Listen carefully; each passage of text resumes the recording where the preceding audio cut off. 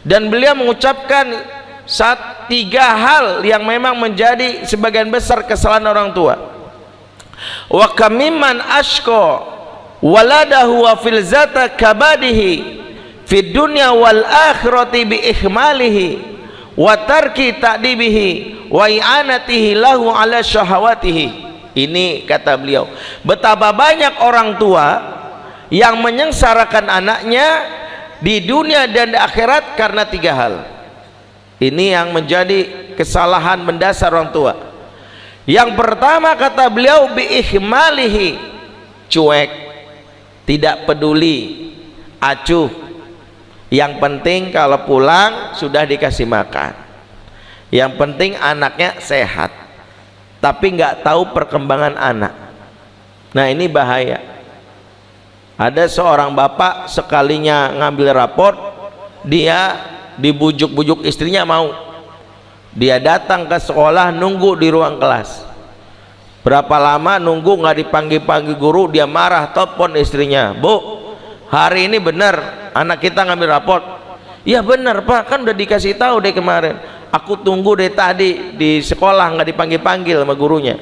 Emang Bapak di mana? Ini di ruang kelas 2. Pak, anak kita sudah kelas 6. Sampai nggak ngeh anaknya sudah kelas 6. Ini bahaya. Banyak bapak yang sampai nggak tahu apa terjadi sama anaknya. Makanya salah satu ini yang menjadi petaka, kenapa negeri ini disebut fatherless country, negeri tanpa bapak. Salah satu yang membuat anak-anak kita akhirnya menyimpang, ya, secara seksual. Ada sebuah data sampaikan salah satu pembicara di seminar BKKBN tahun 2012, ya, Profesor Heni kalau tidak salah. Ini data di Jabodetabek, hampir 70% karakter anak SD di Jabodetabek yang laki-laki kebanci-bancian. Ya tentu maksud kebanci-bancian ini bukan lelaki bertulang lunak, bukan, ya, lelaki presto, bukan. Bukan berarti dia banci itu yang kita lihat seperti itu. Maksudnya sifatnya lebih banyak sifat perempuan, laki-laki, tapi dari masa kecilnya lebih banyak distimulasi perempuan. Nah ini yang bahaya. Tidak ada figur sebagian besar.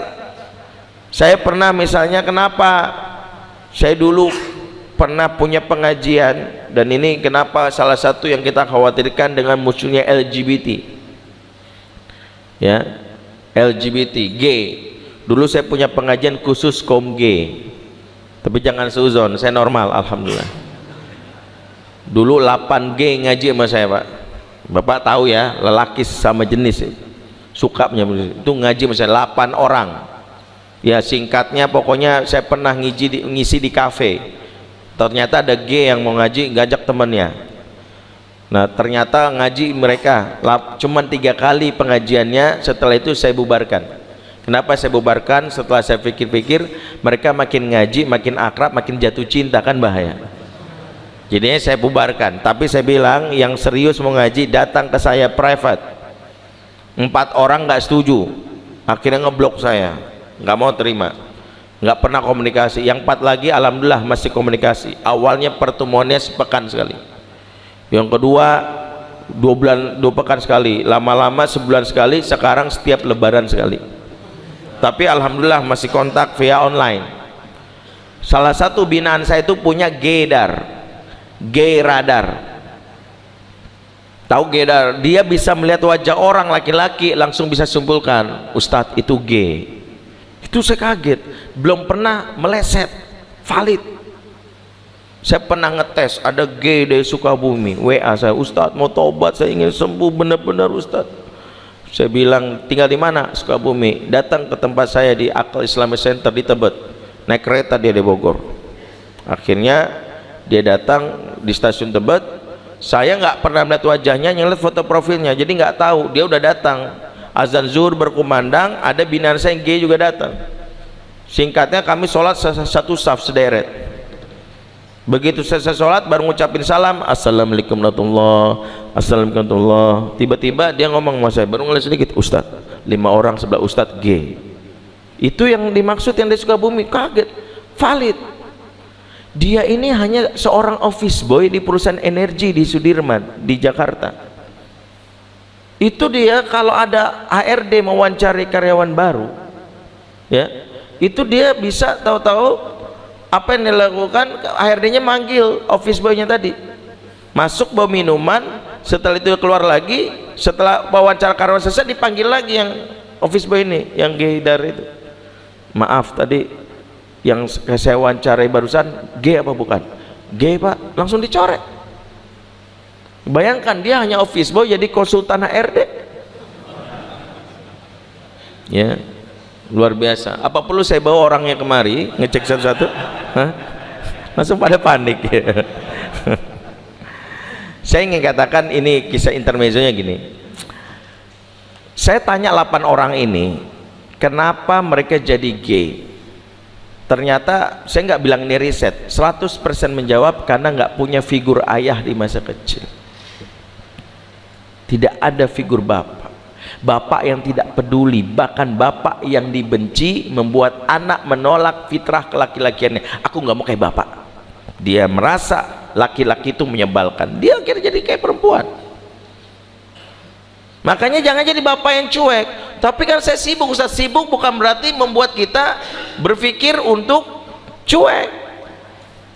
Dalam kitab sirah. Yang kedua adalah watar kita dibihi. Kata Ibnu Qayyim, orang tua yang menzalimi anak di akhirat mendidik, tidak mengajarkan adab. Anaknya melakukan kesalahan biarkan saja. Namanya juga anak-anak, ini bahaya. Nah justru karena anak-anak ditegur. Baginda Nabi ada anak lari-lari saat makan ditegur, ya gulam, anak tirinya dari istrinya yang bernama Ummu Salamah. Nama anaknya Umar bin Abi Salamah. Ya gulam, samillah ta'ala wa qul biyamini wa qul mimma yalik. Ditegur, kenapa? Karena kebiasaan itu bermula dari masa kecil. Jadi jangan sampai membiasakan sesuatu yang buruk dan kita anggap biasa. Yang ketiga kata Ibnu Qayyim, orang tua yang melakukan kesalahan adalah wa i'anatahu lahu ala syahawatihi. Orang tua yang memfasilitasi syahwat anaknya. Maksud memfasilitasi syahwat apa? Iya, karena tak mau repot, anak nangis sedikit langsung kasih gadget. Nih. Anak akhirnya mengenal gadget dan tanpa sadar baru nangis. Nih, upin. Ini apa? Nusarara. Ketika anak langsung diberikan gadget, isi gadget itu ada iklan, kadang nggak sadar keluar konten pornografi. Anak melihat orang tuanya cuek dan anak mengenal pornografi justru dari orang tuanya. Makanya kadang-kadang kita harus pahami, hati-hati memfasilitasi anak, jangan-jangan itu jadi penyebab dia melakukan kesalahan. Belikan motor karena sayang, ujung-ujungnya jadi ikut geng motor. Hati-hati. Dan ini salah satunya. Ada seorang ibu ya cerita sama kami, dia ingin anaknya menjadi hafiz Quran. Maka dia minta sama anaknya, dibujuk-bujuk sampai menjanjikan, nanti mama belikan handphone ya, gadget, mau nggak? Kelas 3 SD sudah diiming-imingi, nanti lulus SD jadi hafiz Quran, mau? Iya, makanya dibelikan. Dari kelas 3 SD sudah punya janji, tapi ya janji. Lulus kelas 6 SD ditagih janjinya, kamu insya Allah masuk pesantren ya. Iya, karena udah janji punya handphone, punya gadget. Dapatlah pesantren, tapi pesantren ini punya aturan. Peraturannya satu, tidak boleh membawa handphone. Dia kesel anaknya, tapi aturannya begitu, dikembalikan ke orang tuanya. Yang kedua, tidak boleh sering ditengok. Pesantren ini bilang nggak boleh sering-sering nengok, kalau mau pas liburan saja, supaya anak tidak manja. Yang ketiga, nelpon sepekan sekali maksimal 20 menit ke ustadz atau ustazahnya. Sepakatlah mereka, akhirnya dilepaslah anak ini oleh ibu dan bapaknya. 6 bulan mereka nggak bisa bertemu secara fisik, hanya via telepon. Sampai tibanya pas liburan diminta ibu ini supaya menjemput anaknya dan liburan. Bersenang hatilah ibu ini, masak masakan yang paling enak. Kemudian apalagi, minta bapaknya bilang nanti kita lah jalan-jalan pulang dari pesantren, liburan. Sampai akhirnya mereka berangkat menjemput anaknya ke pesantren. Pihak pesantren membuat sesi acara anak dan orang tua dipisah lebih dulu, ada tirai memisahkan. Anak-anak dikasih tahu nanti kalau dibuka tirainya cari bapak ibumu, peluk, ucapkan terima kasih agar dapat pahala surga. Maka dibukalah yang namanya tirai tadi. Setiap anak mencari bapak ibunya, termasuk ibu ini. Begitu anak ini debut ibunya, ibu dipeluk sama ibunya ini. Ibu ini kuat kangennya. Baru selesai dipeluk, anaknya minta, handphoneku mana? Ibunya bilang, oh enggak, ibu lupa bawa. Kok ibu bisa lupa sih? Kok gitu ngapain jemput? Ya udah, aku di sini aja deh. Tapi nggak mau ribut karena malu sama orang tua yang lain.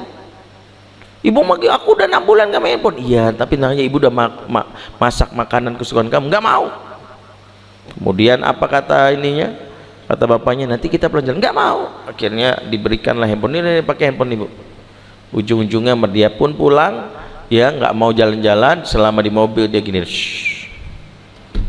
Maka ibu ini pun bilang, ternyata saya sudah kehilangan anak saya sebelum waktunya. Dan kita inilah salah satunya. Maka cukuplah ini menjadi nasihat buat kita.